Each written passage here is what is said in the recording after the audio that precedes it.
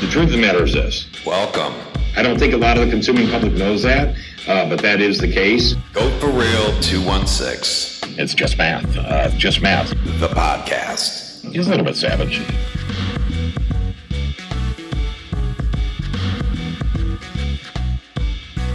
All right, we're back. Here we are. Hello. What's up, car people, car peeps? How are you? Hope you're well.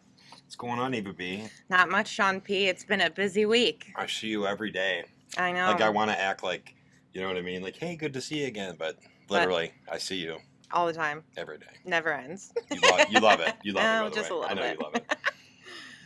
you love it. So, everybody, welcome to another episode of the goatforreal216 podcast. Thanks for tuning in. We like to see you. So, yeah, first thing that comes to my mind is, man, I feel blessed. What an amazing response to the first episode, right? I mean, I don't know. It was great.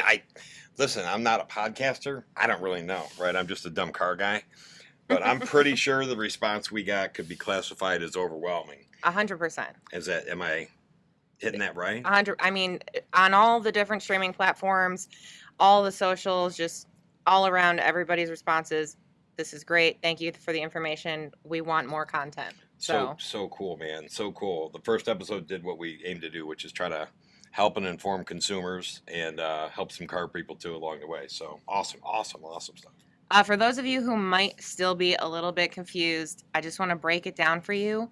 You can find access to the podcast at any time at goatforreal216.info. There's a big button right there at the top of the page that says goatforreal216 podcast, and it'll bring you to every streaming platform we are available on. Big ones that you probably use: Amazon Music, iHeartRadio, SoundCloud, Spotify, of course here on YouTube for the video format. We will be coming soon to Apple Podcasts and Google Podcasts and any other smaller platforms you might use as well. Yeah. So I was doing some some research on, how to reach more people, right? I mean, the goal of any podcast is let's get an audience that's connected to the content.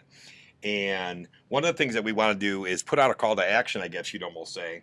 If there's anybody in the Cleveland market, Northeast Ohio, I mean, I don't know, Eva, is that limited to just a certain radius or? I mean, I would say probably even as far south as like Akron or Canton. Okay, so maybe 25 miles around the greater Cleveland area. Any car industry, automotive related industry, YouTubers or social media influencers or podcasters or, whoever's out there. We'd like to hear from you, and we want to put it out there that we're open to having people on our show or on our podcast. We are all about connecting. To be successful in any business, I don't care what business you're talking about, connecting with other amazing people is how you have success. So we're going to rely on that experience in this industry too. So if you're on YouTube, if you're on TikTok, if you're on Instagram, Facebook, whatever it is, you got your own podcast. If you're automobile industry related, man, we would love to hear from you and we'd love to connect with you. So I want to put that out there. You contact Eva, really, because if you contact me, you probably won't get a response, and if I do, I'll spell shit wrong. Yes. If you are genuinely interested, please just shoot me an email with a little bit about yourself, why you would be good to be on the show. You can reach me at autoworldeva@gmail.com. That's AUTOWORLDEVA@gmail.com.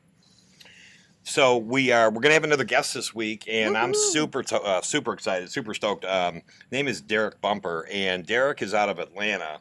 And the reason Derek is important to me, again, you talk about connecting with great people. The reason he's important to me is when I first, started to grow on social media platforms, really TikTok. I came across Derek's content.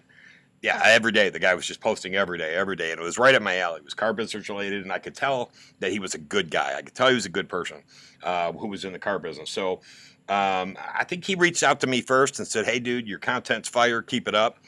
And so I reached out back and said, "Hey, man, can I give you a call? I got some questions." So we ended up within 5 minutes. I was on the phone with him, and he really got me. Open my eyes up to some of the stuff that can happen here as far as helping people and car business people and consumers, and how you can leverage social media to do that. So awesome dude. He's a real good guy. He's a father. He's a husband. He's a good dude. He's a trainer. He's in software sales. He's a car guy. He's ran dealerships and trained organizations. I think you guys are going to love him. So when we get back, we're going to have Derek with us. Yes, I'm super excited to meet him and talk to him. So we are going to take a short break, and we will be back in just a minute. Holler. Holla. So I want to take a second to thank White House Pallets, whitehousepallets.com. The owner, Desiree, has donated various items to this podcast, the goatforreal216 podcast. I want to take a minute to tell you about White House Pallets. It's WHITEHAUS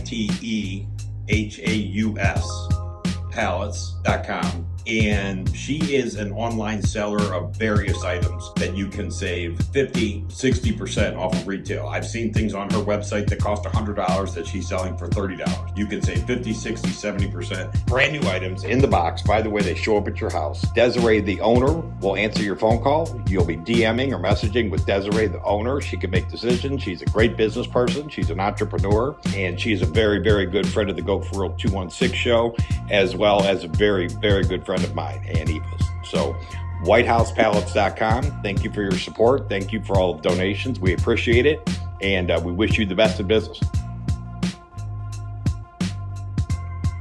Okay, thank you for coming back, everybody. We are back. I want to introduce a guy that is near and dear to my heart, because he really helped me in the beginning of my journey with social media. But he's somebody I bounce everything off. I mean, when it comes to, it could be branding, it could be, talking about, business ideas, definitely this podcast, social media stuff, everything. His name's Derek Bumper, and he's down in Atlanta. And Derek is important to me because, like I was saying earlier, when I was first getting started on this journey, we reached out to each other, and it was like a guy that I had known, for years. He got me, I got him, and yeah, I felt very comfortable asking him questions. And he was very informative. A lot of other content creators take a competitive approach, and you can tell that there's a little bit of hesitancy there to help somebody else, and that was not the case with Derek. He was wide open book, and it was awesome, man. So I think highly of him. So want to welcome Derek Bumper. Derek sells cars. Welcome, Derek. What's up, big boy? What's up, man? How you doing? You know what it is. Just sitting here with Eva B. Trying to look skinny on camera. That's all. I was telling somebody earlier, I wish the camera was on this side because I got the part. I wanted the part to show. You know what I'm saying? But that's all right. Yeah, I was thinking about can we do this on TikTok? I want the little beautifying filter on. Right. Eva, filter us out. Filter all right, us out, I got girl. you. Filter us out. So, yeah, man. So, Derek, I mean, you and I connected. I guess that was about a year ago, man, and it was, it was a cool thing. That's crazy, bro. That is nuts. Dude, I think my beard is grayer. I know that. I know it's been some time. You ain't got no gray though. You be doing the dye, right? Yeah, you know what I'm saying. The little dye. You be doing the dye. You be doing the dye. I'm turning 31 again this year, so I'm trying to. Hey, I'm doing it for the third time, so I got you. Yeah. So let me jump right into it. D, tell us about yourself a little bit. Shoot, man. I think I got into the car business a long time ago, and I basically was the social media guy. That's what I was known for everywhere I went. Just trying to be different, trying to get myself out there. Honestly, I was trying to make some bread. I was broke as hell. When I first got in, I think I had 4 kids. So I just had my son. I had my oldest daughter biologically, and I had my 2 stepchildren. So I was like, man, I college educated, and I heard these guys get to it. So I got in, and the way to differentiate myself back in like 2014, 15 was this thing called Facebook. What's that? Out there, Facebook. Yeah. So I was like, let me just start posting, and trying it that way and try to compete with these guys who've been here for like 20, 30 years and stuff like that. And it just grew, man. It grew and grew and grew, and here we are today. We got a pretty decent following on a couple of platforms. So I'm blessed to say, make some good money, Yeah, it's crazy because even today, as dominant as social is, you still got guys out there who don't get it. They don't understand. Very true. How easy. I mean, if you just put your mind to it, you can build a platform or a business or a customer base in the car business using social. Don't you think it's crazy how many people still don't embrace it? Bro, I don't get it. You know what I'm saying? I was unfortunately there was one, I'm not gonna put them out there. But there's one company, they loved the stuff that I was doing, but they didn't really understand it. You know, it's like, well, hey man, now we're just gonna do mailers. I'm like, bro, I've gotten so much attention off this one video because I was going at that time I was going viral like every single week. You know, you hit them strides where like, bro, I can't miss. Every video is jumping. Mm. I was like, bro, like, you know what I'm saying? Let's put this is something. Let's put something into it. And like, nah, man, we're just gonna stick with tomatoes. I don't know what it is. I think maybe it's just a generational thing, but the automotive industry has always been super slow to embrace new things. And Yeah. you know, we're still. I mean, a large portion of a lot of folks' budget is still like marketing dollars is still in freaking TV, bro. And, Radio, yeah, like, TV. Yeah. just be honest, who still watches cable? Not me. Bro, I haven't had it in like 6 years. Same. Personally. Same. You know, so I'm YouTube, I'm Netflix, Hulu, you know what I'm saying? Maybe Stars whenever they get a show that's super dope that's coming out. BMF is out right now. But other than that, bro, no, I haven't watched cable so long. They just so old school with they're scared to embrace change.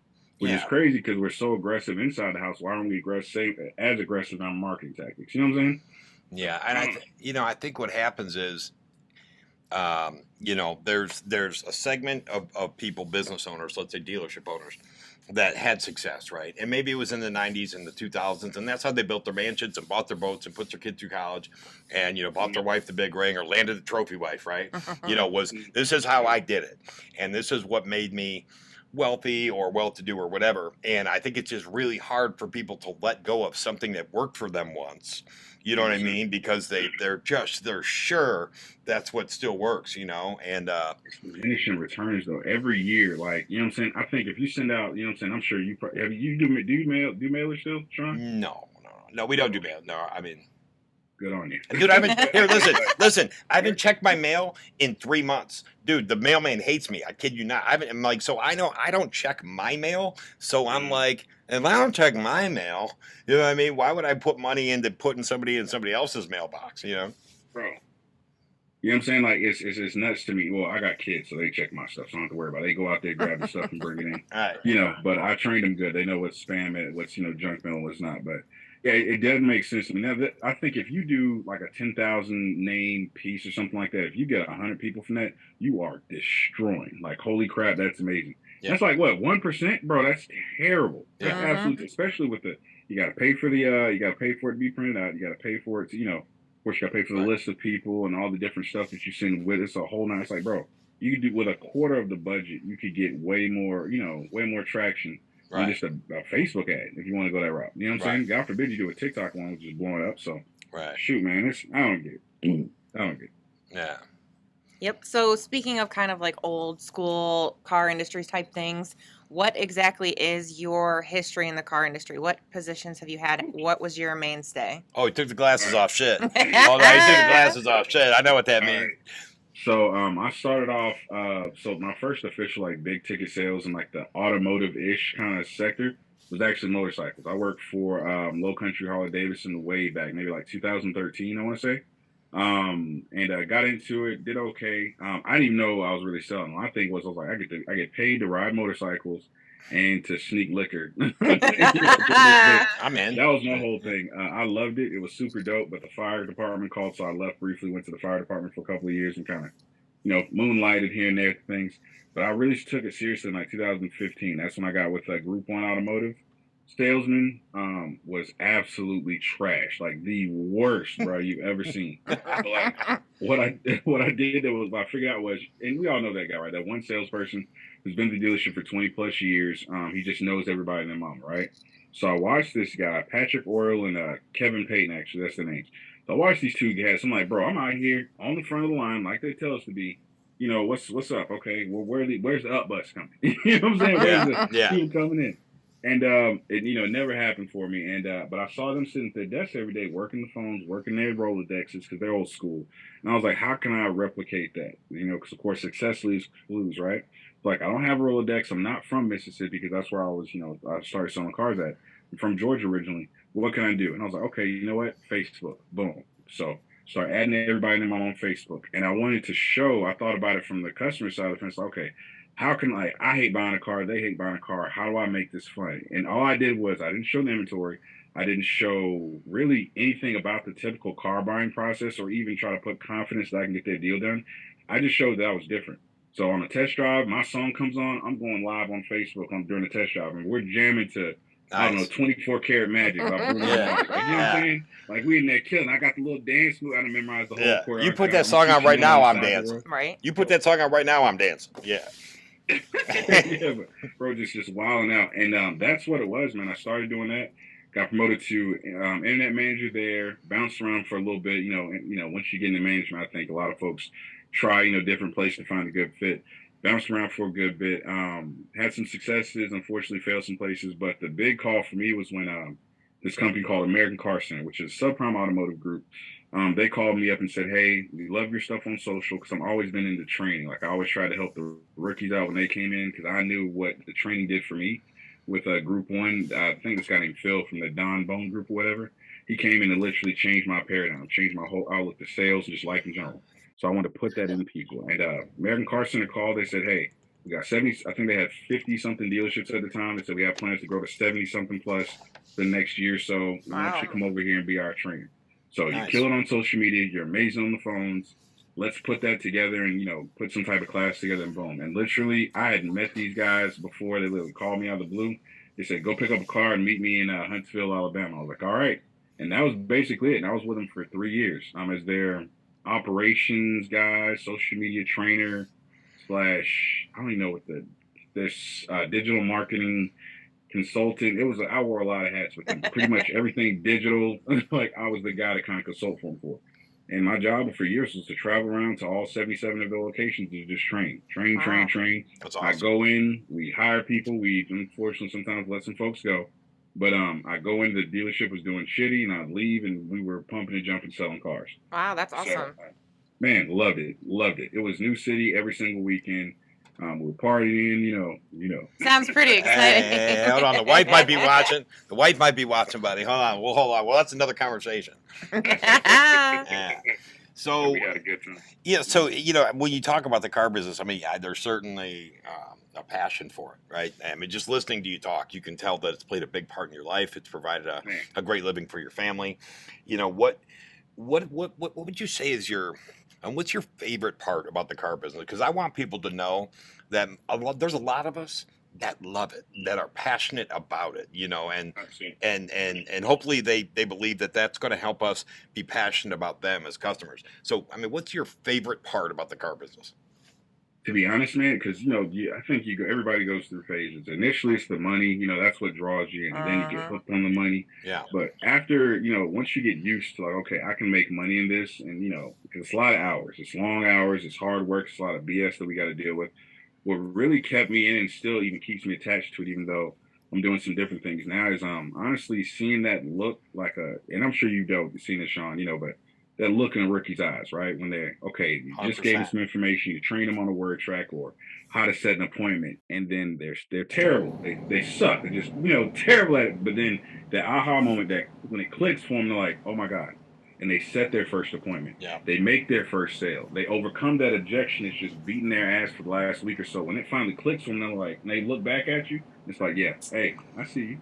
I see you. That moment right there is what gets me, because I can't count how many folks I've seen come from various backgrounds: the ex-dope dealers, the kid from McDonald's, the kid who was back in the detail shop who wanted to come up here and sell cars. When they can come in and they get that first commission check, they're like, "Yo, it's possible for me too.